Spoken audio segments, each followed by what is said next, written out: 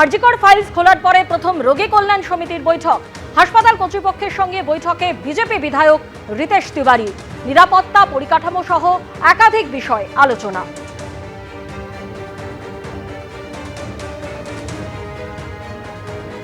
আরজিকর কাণ্ডের ফাইল নতুন করে খোলার পর আজ প্রথম রোগী কল্যাণ সমিতির বৈঠক হয়, যে বৈঠকে উপস্থিত ছিলেন কাশীপুর বেলগাছিয়ার বিধায়ক রিতেশ তিওয়ারি সহ হাসপাতাল কর্তৃপক্ষের একাধিক শীর্ষ কর্তারা।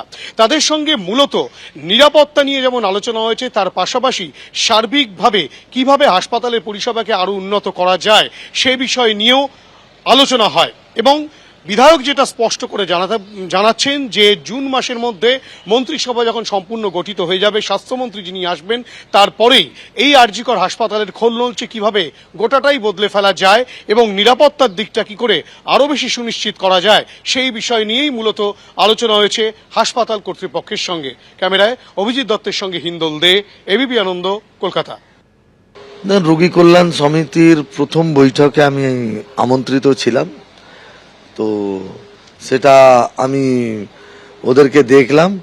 দেখার মানে ওনারা মিটিং করলেন, সে মিটিংয়ে অংশগ্রহণ করলাম। কিছু অ্যাডমিনিস্ট্রেটিভ রিফর্ম দরকার আছে, কিছু কনস্ট্রাকশন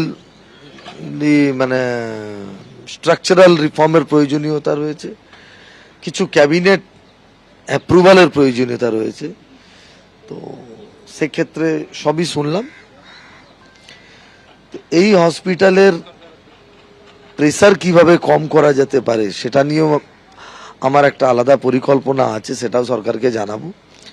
একইভাবে কিভাবে পরিষেবা মানুষ ভালো থেকে ভালো হতে পারে তার জন্যে যা যা রিফর্ম দরকার সরকার করবে এবং তাতে আমাদের সহযোগিতা থাকবে।